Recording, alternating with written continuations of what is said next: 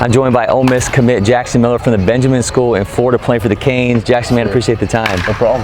So I'm going to have you in a minute get into your setup and all that at the plate, but I got to know about this timing mechanism. You are in constant motion, it seems like, pre-pitch. Kind of take me inside the rhythm of that and how that helps you. So when I look at the pitcher, I'm always thinking right center. So I kind of set up my sights to right center even when I'm loading to get in the box. Like, I get my view to right center when I look at him when he's on the mound. So like, I'll like set, so if he's standing right here, then I'll come right here and I'll go like this, and I'll look at him like through this point of view. Getting some assists here. I love the extra hands. The hands are in constant motion. How does that help you in terms of the rhythm? I just think it helps me, get in motion and get my timing on. And when I'm in the box, obviously thinking right center, I'm trying to keep my hands high, like stay through the ball. This is the most hats anybody's ever worn in these, by the way, so we're going to see how long you can keep this up. But Brother Griffin, a Tennessee commit, he's got that same motion. Who had that first in terms of the timing mechanism? Oh, when I was little, my dad told me, like, he's like, why don't you move your bat a little, like, get ready to hit, like, so I kept it with me. It used to be, like, way bigger, but as pitching got harder and more, like, when we started playing on 60-90, I slowed it down a little bit, and I got my hands back a little more, and I widened out. You got a huge arm, obviously able to get on the mound.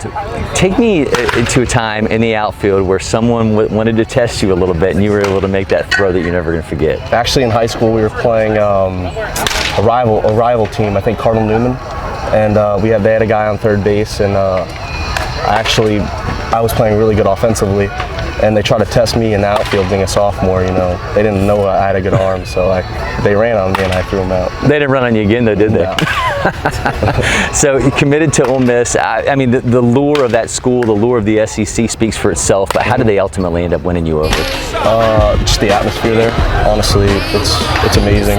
All the fans, I think it has the most fans than in Mississippi State of everyone, but the coaches, I love them too. Coach Lafferty, Bianco, and Clement. It's a great program. I fell in love with it. I knew I was going there. You've got some time, obviously, before you get on campus, but tell me that part of your game that you feel like if this gets just a tad bit better, I can make an impact as a freshman. I think base running, definitely, that's something I can work on. But I think my batting, I'm just getting better every day. Shout out to David Thompson. He's played for University of Miami in the Mets. I work with him every day. He's a great guy. He's not even a good guy. He makes me a better guy off the field too. Like, telling me how being a player off the field matters. It's not all about baseball too. I do know they're getting a guy with a lot of composure because you're handling yourself pretty well as your boys come over here and hit you up with this. So, all right, man, you talked to us a little bit about what you do at the plate, but I'm going to get out of the shot and let you show us how it works with the bat. Sound good? Basically, when I get in the box, I make sure my feet are lined up, and I look at the pitcher more of an angle through right center, and I make sure my back hip's kind of turned like this, because this is what creates all the power. And all I think is right center, and if he goes inside, then you just turn on it. And basically, I'm thinking this is like that. I'm like scrunching back here, but I'm also making sure my hands are staying aligned with my chest. Not making sure you don't drop your hands, because that's what causes you to pop up. And then when you're right here, you finish high. Depending on the pitch, you can finish with one hand, or if it's an outside pitch, sometimes I like to finish with two. Usually like a low and away pitch, I finish with one. But you also don't want to make sure you let go of the bat too early, because that can cause you to roll over. And basically that's my approach. I don't like to think too much. I like to get all my reps in before I get in the box. And basically all I do when thinking the box is right center and get this back hit back. And actually keeping your back heel anchored in the ground so you don't get jumpy swinging at bad pitches, because that's not good.